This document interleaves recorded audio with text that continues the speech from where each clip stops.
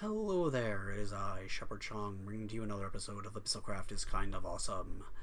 And in this episode we are going over rituals that are available to you once you have gotten to the Dreadlands. I almost said Abyssal Wasteland.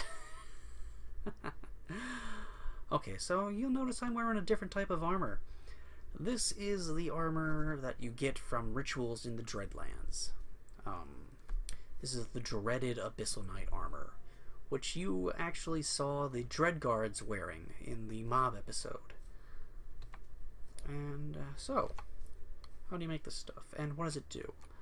Well, so, the helmet gives you night vision, and you've also got fire resistance 4.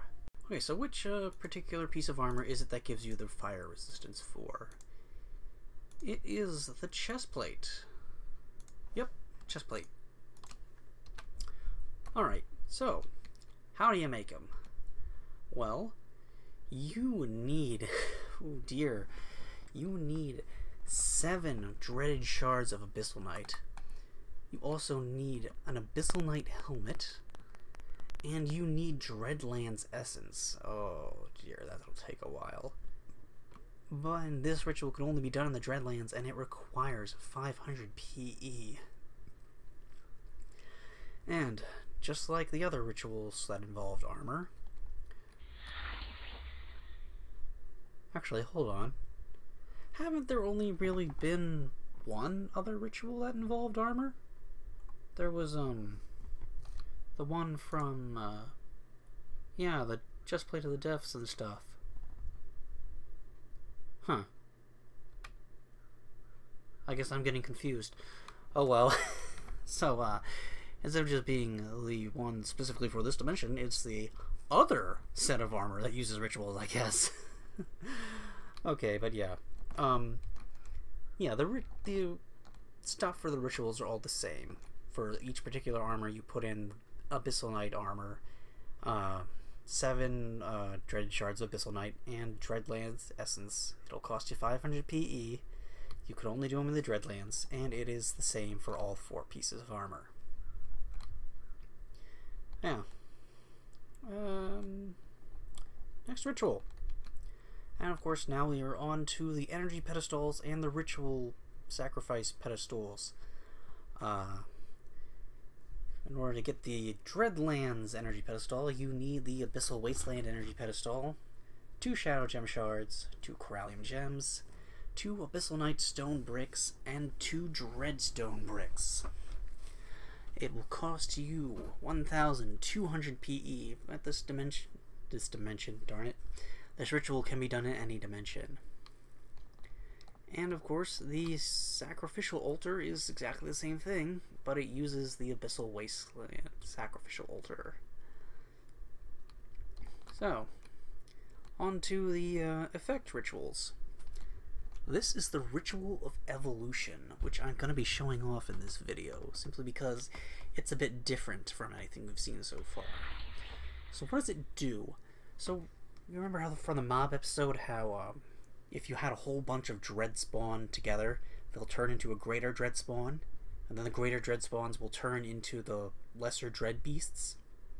So if you want to do this intentionally, without having to get 5 of them together through spawn eggs, or just hoping they'll randomly spawn, or whatever, you can use this ritual to make them appear.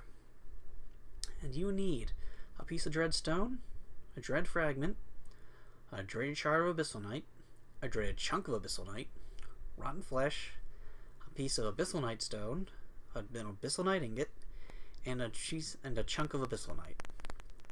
You can use this in any dimension, and it will cost 500 PE. And I'm going to show off this ritual after I talk about this ritual. The Dread Plague Infection.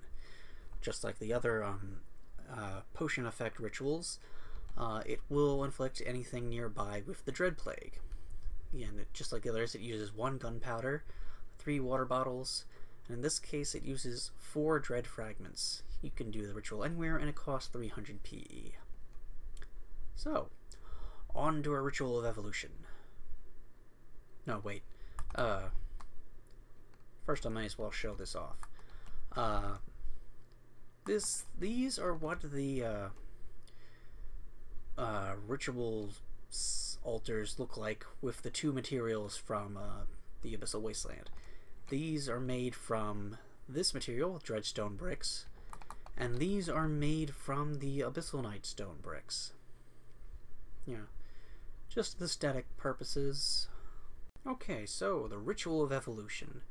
I've got everything I need on the pedestals. It doesn't have to be in any special order as per normal. I built an enclosure just to keep them nearby. And let's spawn some stuff in. A couple of those. Gonna throw in some Dreadlands just to see if anything happens. Greater Dread spawn or two, and a single Lesser Dread beast just to see what happens. Okay, and go. And do.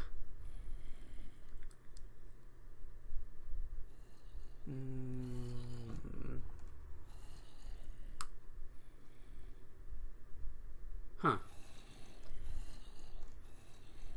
That's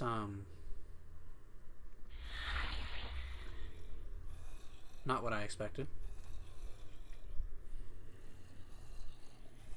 I'm going to check this real quick. Did I get this wrong? Oh. I did get it wrong. Oh joy. I explained it wrong. Ritual evolving does not cause them to simply turn into their next forms. Darn it. It clones them so that there are more of them in an area, so they can have better chances of becoming the next form. Well, at least now I know it had no effect on the Dreadlings. So yeah. That happened. Oh well, that's my screw up. Sorry about that, folks. Okay, so, sorry about that little screw up on my part, folks. But, this was Shepherd Chung, and I brought to you another episode of Abyssalcraft Was Kind of Awesome, in which we looked at the rituals available to you once you're in the Dreadlands. Which I messed up a bit. Yeah. Well, goodbye. Bloopers! And that's Thaumcraft. Darn it. Editing. Bloopers! Okay, so, the Ritual of Evolution. Let's spawn in some stuff. I'm still in, peaceful. Never mind. Editing. That can go in the bloopers.